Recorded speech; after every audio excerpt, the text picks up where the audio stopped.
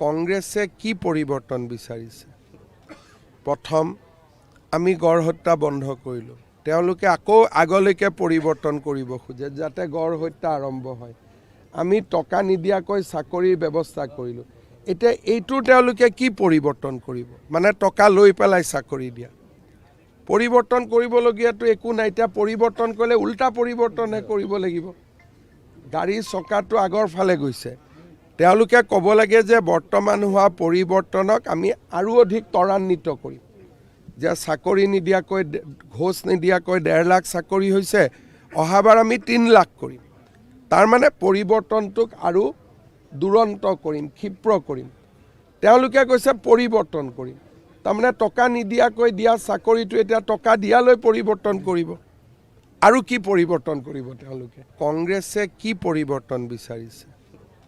প্ৰথম আমি গড় হত্যা বন্ধ কৰিলোঁ, তেওঁলোকে আকৌ আগলৈকে পৰিৱৰ্তন কৰিব খোজে যাতে গড় হত্যা আৰম্ভ হয়।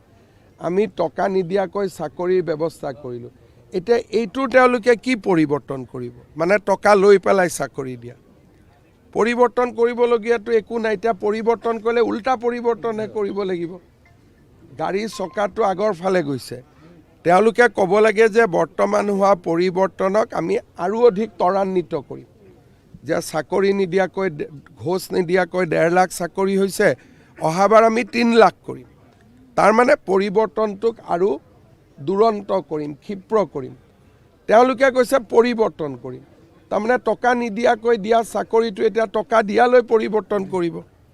আৰু কি পৰিৱৰ্তন কৰিব তেওঁলোকে? কংগ্ৰেছে কি পৰিৱৰ্তন বিচাৰিছে? প্ৰথম আমি গড় হত্যা বন্ধ কৰিলোঁ, তেওঁলোকে আকৌ আগলৈকে পৰিৱৰ্তন কৰিব খোজে যাতে গড় হত্যা আৰম্ভ হয়। আমি টকা নিদিয়াকৈ চাকৰিৰ ব্যৱস্থা কৰিলোঁ, এতিয়া এইটো তেওঁলোকে কি পৰিৱৰ্তন কৰিব? মানে টকা লৈ পেলাই চাকৰি দিয়া। পৰিৱৰ্তন কৰিবলগীয়াটো একো নাই, এতিয়া পৰিৱৰ্তন কৰিলে উল্টা পৰিৱৰ্তনহে কৰিব লাগিব। গাড়ীৰ চকাটো আগৰ ফালে গৈছে, তেওঁলোকে ক'ব লাগে যে বৰ্তমান হোৱা পৰিৱৰ্তনক আমি আৰু অধিক ত্বৰান্বিত কৰিম, যে চাকৰি নিদিয়াকৈ ঘোষ নিদিয়াকৈ 1.5 লাখ চাকৰি হৈছে, অহাবাৰ আমি 3 লাখ কৰিম। তাৰমানে পৰিৱৰ্তনটোক আৰু দুৰন্ত কৰিম, ক্ষিপ্ৰ কৰিম। তেওঁলোকে কৈছে পৰিৱৰ্তন কৰিম, তাৰমানে টকা নিদিয়াকৈ দিয়া চাকৰিটো এতিয়া টকা দিয়ালৈ পৰিৱৰ্তন কৰিব।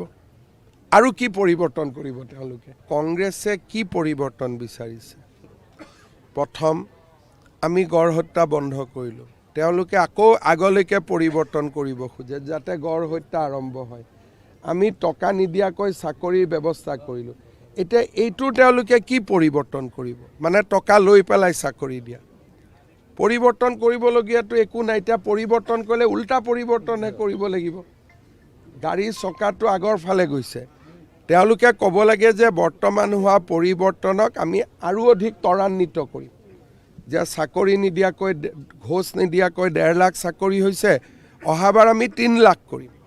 তাৰমানে পৰিৱৰ্তনটোক আৰু দুৰন্ত কৰিম, ক্ষিপ্ৰ কৰিম। তেওঁলোকে কৈছে পৰিৱৰ্তন কৰিম, তাৰমানে টকা নিদিয়াকৈ দিয়া চাকৰিটো এতিয়া টকা দিয়ালৈ পৰিৱৰ্তন কৰিব। আৰু কি পৰিৱৰ্তন কৰিব তেওঁলোকে?